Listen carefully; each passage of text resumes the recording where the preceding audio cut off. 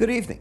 Ira Epstein of Linn Associates with your metal market wrap-up. And this wrap-up is for Thursday, the 6th of May, 2021, just around 6:30 p.m. Central Time. Well, we're down a little bit in the metals, but what a stellar day. You know, the gold, once it got through the 1800 level, it didn't look back, to be honest. And the silver market up, nearly $1 an ounce. So those caught up. Where's this copper market? What did I tell you? You're up into the 461 level tonight. This is a big move in the copper. I think there's more to unfold in it. Now, tomorrow, don't forget what tomorrow is. It's jobs report day. So we're going to get a big numbers. There are times when the market decides job data is real important and it's not so important. It's just another jobs data report. I have a sneaking suspicion that's not what this one is. The market is baked into its thought that we're going to get at least 1 million new jobs. That's a huge number. You know that. If it gets it, that's baked in. 1-1 is probably a number that's really solid and gets the market going, but it'll have ramifications. I don't know what it'll mean for interest rate futures. The other part that you want to look in the market is what if it comes out with an 8 number? Maybe just a 900,000 number. Is that going to be a disappointment to the market? Any of these real numbers are good. You do understand that. They're all good that I just mentioned.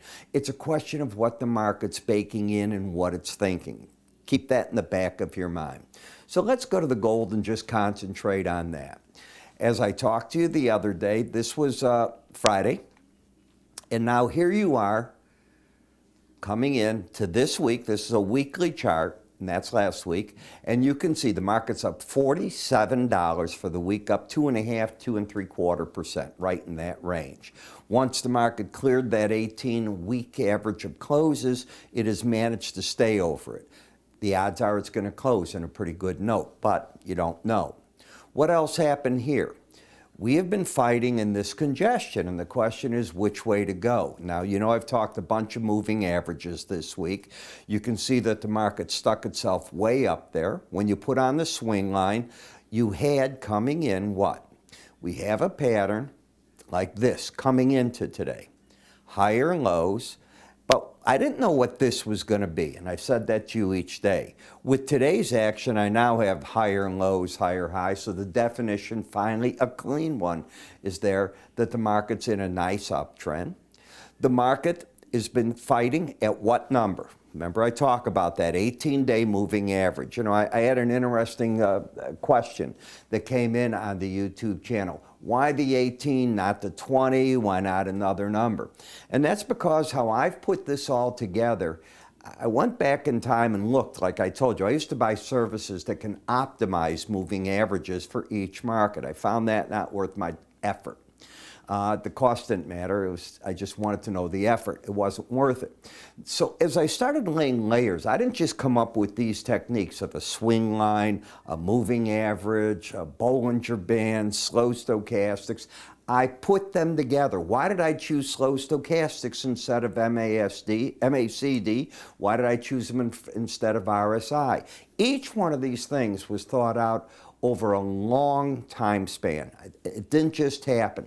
I tried many things. They didn't filter the way that I wanted. Each thing filters on the other, and then you got to come with a hierarchy. So the answer to the question was, I felt that it was the best number in all the markets I was looking at, and I wanted none of the nonsense of trying to optimize because it's good today, it's not good tomorrow. These things have to hold up over a period of time, long period of time. I'm comfortable with what I did. So the resistance, we cleared that 100-day moving average of closes. The Bollinger Band is right here. You didn't clear that majestically. You're fighting your battle right at it. So I think the pros on this trade, you're going to tell me they're buying the breakout. So I go right here to the momentum. I say it's an overbought market at the upper Bollinger Band, a target. I do say the pros are bullish. I say that they're waiting to see, does the market embed or turn back, and do they take money off the table in front of the jobs data? Wouldn't surprise me that they do. The gold-silver ratio continues to fight the battle. As you can see at the red line, the 18-day moving average of closes. The lower the number goes, the stronger silver is relative to gold. So when we step up to the silver market, it's the same thing. I can now define that you got the higher lows, higher highs. Do you disagree with me where the battle was? Do you disagree that traders that were buying that 18-day average, especially once the market got itself going, it was a gone game? So where did that come in? Well, you had a lower low, higher high, and a pullback as of Wednesday. So this morning is where the market opened, then it dropped back and took off from there. So now you're sitting here up against over that Bollinger Band. The odds of staying, it's only 5% of the time. What do I think? You know what I'm going to tell you. I think the pros took money off the table there. But I think we can define that we've got, at least in the swing line, bull trend. The market's acting bullish, but very overbought in gold and silver. In the copper market, folks, this is just the classic Bollinger Band, slow stochastic embedded. If you have not taken my course where you learn how to play the sophisticated way of playing, in my opinion, it's like a doctor's degree in it. Bollinger Bands with momentum, take the course. I think I'm going to open your eyes up. You're going to see things you've never seen. But take a look right here. And by the way, don't take that course if you don't even know what a Bollinger Band is. It's not going to do you any good. Higher lows, higher highs. Where are you looking at in the platinum market? I'm looking at the resistance right here, but there's a theme in all the metals. You're overbought in every one of them at this point in time, except the palladium, which lost its embedded reading. What happens when you lose an embedded reading? When you lose the reading, and this was the close of business today, this is tomorrow's trade. Did you lose it on a settlement basis? No. It's a warning sign that it's being lost, and unless the market gets a good, strong day tomorrow, the odds favor it's going to fall right back to that 28.80 level. It's $50 away, so don't think it's right around the corner. That's a big drop, but that would be my guess as to what it's doing. In the dollar index, the market's pausing. It's going to wait for tomorrow's data. Should the jobs data be a number that the dollar likes, if you get over 143.50, you'd establish higher lows, higher highs, and put in a target up here. If you get a number the dollar doesn't like, whatever the trade decides that number is, well, you don't have a downtrend. That's the interesting part of it. You have a market that had a bear market rally, came up here and has to restructure itself.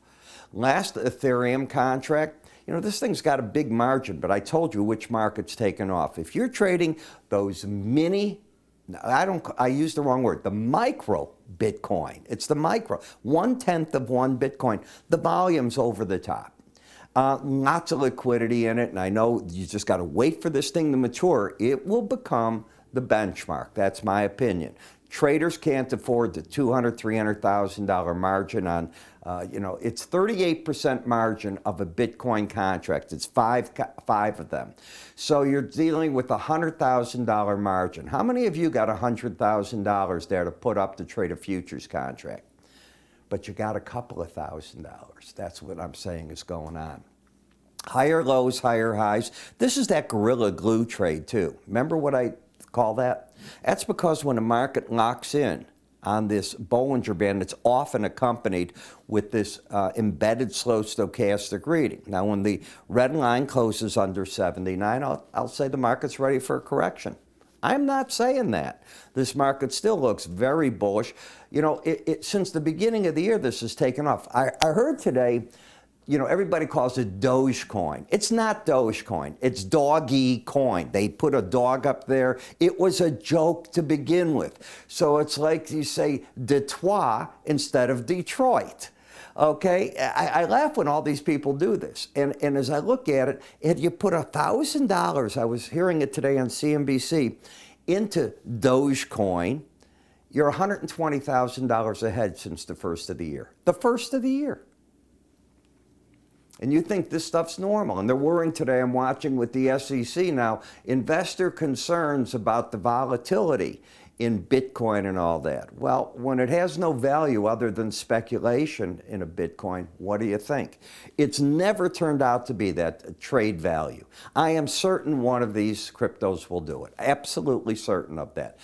Bitcoin doesn't do it, okay? Not yet. So if you think that's what it is, I'm not going to argue with you. But I will argue about you with this. If you haven't understood when a market runs these Bollinger Bands how to buy as the market pulls back each time, I created a course that teaches my concept of it. It's 13 chapters, each about 6 or 7 minutes long. I hammer into what it is, the moving average I use to do it, the trade rules that I do it with. The course, if you're not a subscriber, $75. If you are, it's $60. I think you'll find it worth your time, effort, and it'll make a lasting impression, I think, on you. Whether a good one or bad one, I'll let you decide that. Take a look at this ad and, pop the pocket and learn something. I'm Ira. Have a good day. Welcome. I'm Ira Epstein, and I'm here to talk about my enhanced Bollinger Band course. Now, many of you have taken my regular charting course, and if not, you might think you know something about Bollinger Bands. As you know, Bollinger Bands are an algorithm designed to keep the market trading within it 95% of the time, and on a chart, it will offer on the top part resistance, on the bottom support, and the idea is the market will travel within them. We know that sometimes it latches onto that band, goes up or goes down. Well, how do you play with that? Can you pyramid the positions off that type of thinking? Well, I've applied all 3 of these into 13 different videos that teach you my concept of it. And from that concept, you're able to work with weekly charts and or daily charts. The 13 videos, each about 7 minutes long. The idea here is not to put you in school forever, but to teach. Now, if you haven't tried my complete futures research, I throw that in as well. Whether you've tried this or not, I think it's worth taking a look at. I think you're going to learn something from there. That research, by the way, covers twice daily market updates for you and access to what I call window envelope numbers, which I think are very important when looking at these Bollinger Bands. The next part is a trial to our charting software so you can make your charts look the same way that mine do. It's that simple. Where do you go with it and how do you get all this? It's simple. You go to our website, www.iraepstein.com. If you go to the word education, everything you need is answered there. You can also call my staff. They'll be happy to help you get set up. I'm Ira Epstein, on the road to your education.